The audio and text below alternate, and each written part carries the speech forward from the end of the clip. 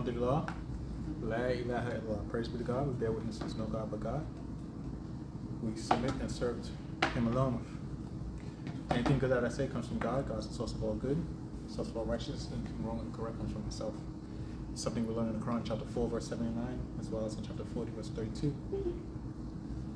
So in the field of science, science is basically the study of the natural world and try to understand the sociology and how people work, and you just study things, right? It's a level of wisdom. You're trying to understand what things are. And within that field is branched into different things. There's biology, which is the study of the body. There's astrology. There's all these different things. There's egnotology within this field, which is the study of ignorance. That is the study of ignorance. This researches and focuses on ignorance as a tool. It focuses on it as a tool and how it is used to condition culture. With egnotology, ignorance is not just what you don't know, but it's how to use what you don't know to get things from you. Right? So it's a tool of how to condition the society and its people.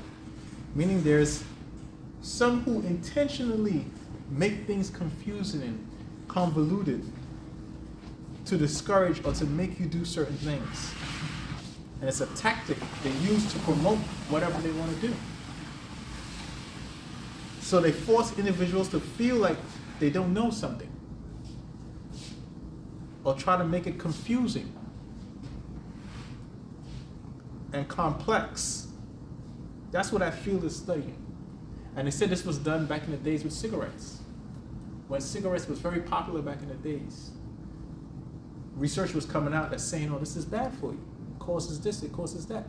So the cigarettes company said, okay, we're going to come up with our own report to try to confuse things, to make it look like, oh, it's not that bad. Well, this is bad, but if you use their logic, this is also as bad too, to confuse things. So they try to make things harder than what it is. Try to make your travel, your journey, the way you're trying to navigate through life more difficult, because they want to say, well, because you don't know this, this is more complicated, more difficult than what you think it is. Or to make the goal too big with too many interconnecting parts, or too complex, too far and too big and too grand for you to achieve by using what you think you don't know. Example of this is like with businesses. When you're trying to create a business and so forth, they say, well, you need to know all these stats and marketing trends. You got to know all these specific details. And because you don't know that stuff, it's not gonna work out for you. When in reality, it's more about consistency. It's about the quality of what you do, your reliability to the customer. By God's leave, that really makes business successful. Or you look at your health and they say, well, you got to count calories, you got to count nutrition, you got to know. When in reality, it's about moderation, balance, activity, nourishment,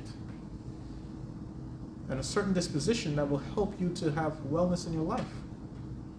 So ignorance is used frequently to disguise and discourage people. Frequently. So outside of you not knowing things, they use what you not know as a tool to control you. Right? So when someone says, oh, that's too complicated to understand, leave that alone. Or, you're not a specialist in this. You're not a scientist. You're not a doctor. Or what? You're not a scholar. You don't know Arabic. They're trying to use what you think you don't know to control you. That's egnotology, right? You need to know the science of hadiths to understand Islam. You need to know this, you need to know that. It's a clever scheme to discourage you from the true message and the simplicity of the Quran and the wisdom and the guidance that God has provided. The human will is a muscle. The human will is a muscle, right? Therefore, you have to strengthen it because it gets weak over time, right? All these tactics naturally weakens the human will. So the human will is a muscle, and if you don't use it frequently, it weakens your will. So in the Quran, God says in chapter 5, verse 6, God does not wish to make the religion difficult for you. He said he does not wish to make the religion difficult for you. He wishes to cleanse you and to perfect his blessings upon you, that you may be appreciative. Chapter 5, verse 6. An insightful way to know if you are being affected by ethnological tactics is to think about the connotations that you have for these things. That's how you can really know if somebody's trying to use your ignorance against you. Think of the connotations that you have for these things. Just pay attention to the connotation that you have for certain words.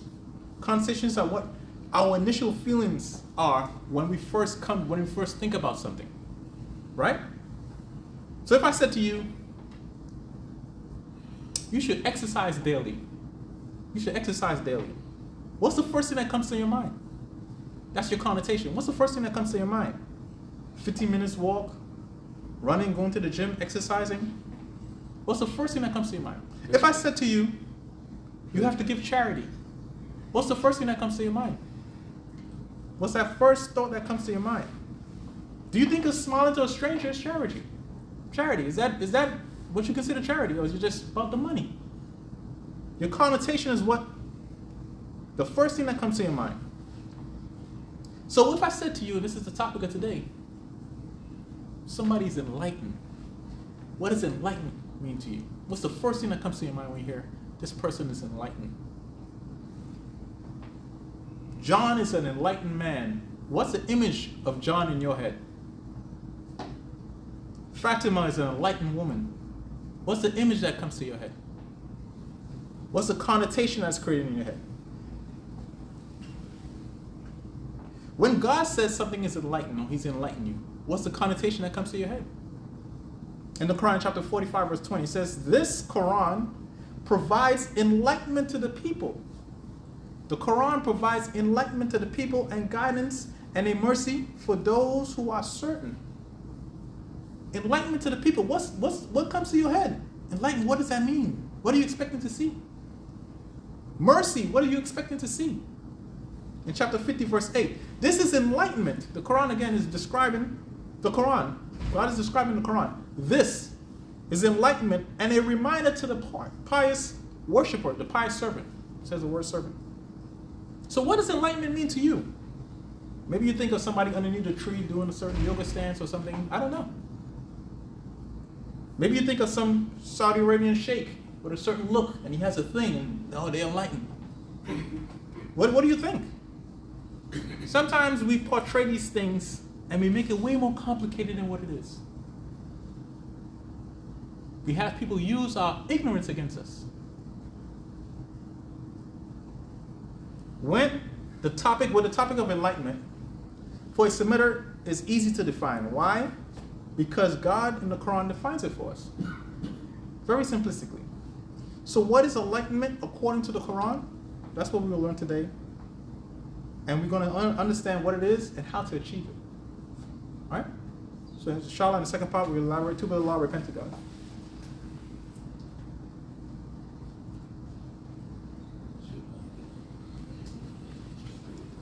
Alhamdulillah, la ilaha illallah.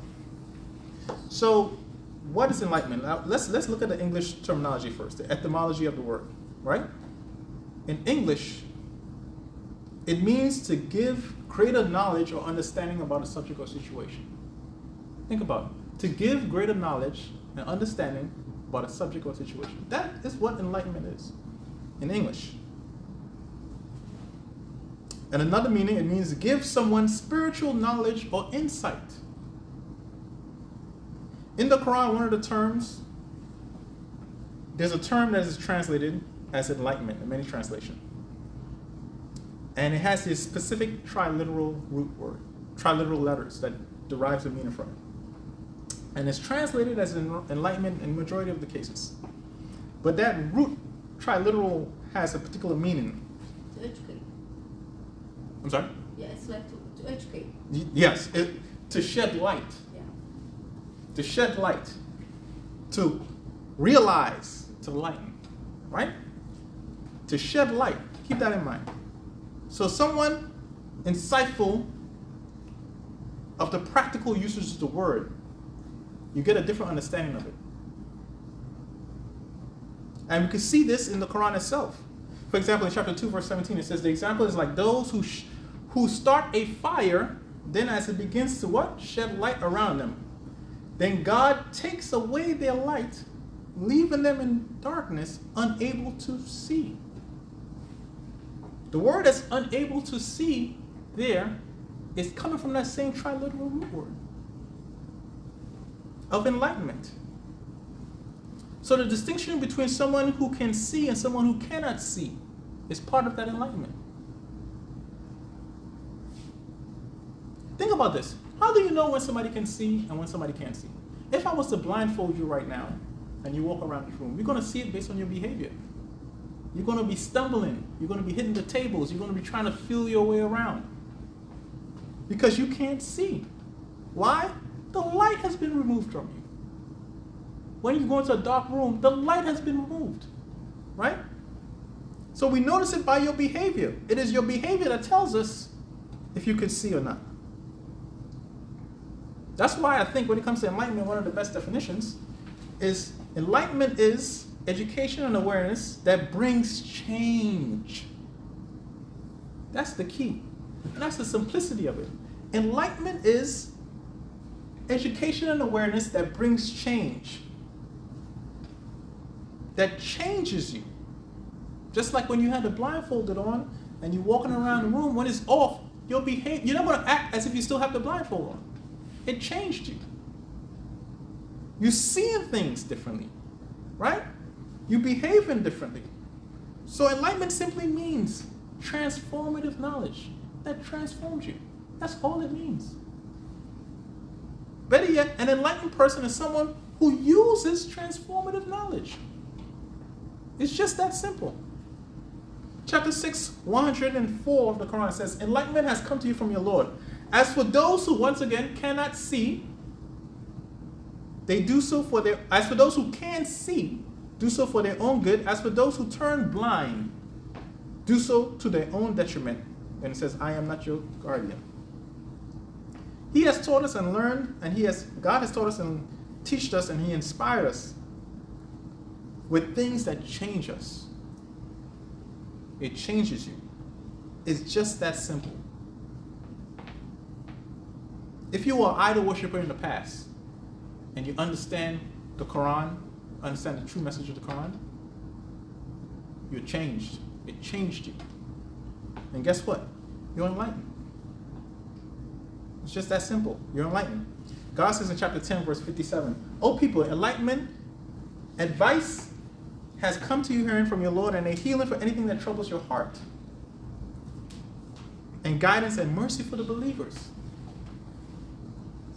The Quran transforms your life by educating you on who you are, transform you into turbulence of your heart and your mind, to bring you Islam, peace.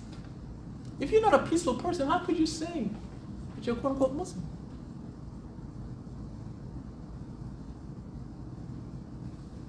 And it shows you step by step on how to achieve that. So enlightenment simply means you've been transformed. None of these fairy tale stuff that we get associated with, that you have to be this way, you got to dress this way, you got to talk this way. Your behavior should dictate that. In any culture you're in, people should know who you are by how you behave, not how you dress. They should know that you're a Semitic, a believer, a Muslim, by how you behave, how you talk to people, how you carry yourself. Not because you got a kufi on and a scarf, and not because of that. God says in chapter 11, verse 120, we narrate to you enough history from the messengers to strengthen your heart. The truth has come to you, as well as enlightenment and reminders for the believers. God is able to educate a man from darkness into the light. And God has the ability to enlighten man. So here's our task today as believers. Here's what I want you guys to try to focus on, inshallah. Aim to enlighten by doing one thing. One simple thing to be an enlightened person. Just do this one thing. Apply what you learn to change yourself. That's all you have to do. Don't worry about your community. Don't worry about your family. Change yourself. God says he doesn't change anybody's situation unless they change themselves. Change yourself. We're so worried about the next man. She got on this, he got on that. Why he dressed like this? You're so worried about everybody? Change yourself. Because that's how you become enlightened. Enlightened is not sitting underneath the tree meditating for 24 hours, repeating just phrases and attributes of God. That's not what enlightenment is. It is changing yourself. Use the knowledge to transform yourself, and you will be enlightened, according to the Quran. You take the Quran, you study the Quran, God is saying this, understand what it is. Man, I got to change my ways, I got to do this, da, da, da, da. When you do that, guess what? You're enlightened. There's nothing sophisticated about this. And that's what I wanted to communicate today. We don't need to have these super sophisticated terminology and this and foreignize the words and da, da, da. Enlightenment simply means when you take knowledge that's beneficial for you and you transform yourself. With God's guidance, then you could claim that I'm enlightened now. I used to be worshiping Jesus, I stayed far away from that. I used to bury myself in all these hadiths, I stay far. I'm enlightened now. It's just that simple. But they don't want to make you feel like that. Oh, brother, you got to know this, you got to know that. You got to know Arabic, you got to know this. Brother, you got to go and study in this. But you got to know science. You got to know all that stuff. They're trying to use what you think you don't know to misguide you. When God makes it very simple here. Whatever guidance he has given you, transform yourself. You are an enlightened person. Okay? So do that today. Inshallah. Ramadan, when you're fasting, forget about the food. It's not about the food. What can I do to transform myself? How can I increase my taqwa? Which is what? Prudence and awareness. How can I increase that to transform myself? Because when you transform yourself, people start paying attention. It's like, oh, man, this brother right here, when he talks, I gotta get more from him. Then you transforming other people by just transforming yourself. Here's a universal truth. Anything you're grateful towards is going to change that thing and you. Anything you're grateful towards will change you and that thing. Okay? So inshallah, let's be enlightened. And how do we enlighten? Simply. Let me repeat this again. Simply, by taking transformative knowledge and transforming yourself. Taking transformative knowledge and transforming yourself. Okay? So inshallah, let's ask for God's guidance towards that we use his knowledge and just don't talk about it. Right? All praise belongs to God. Let's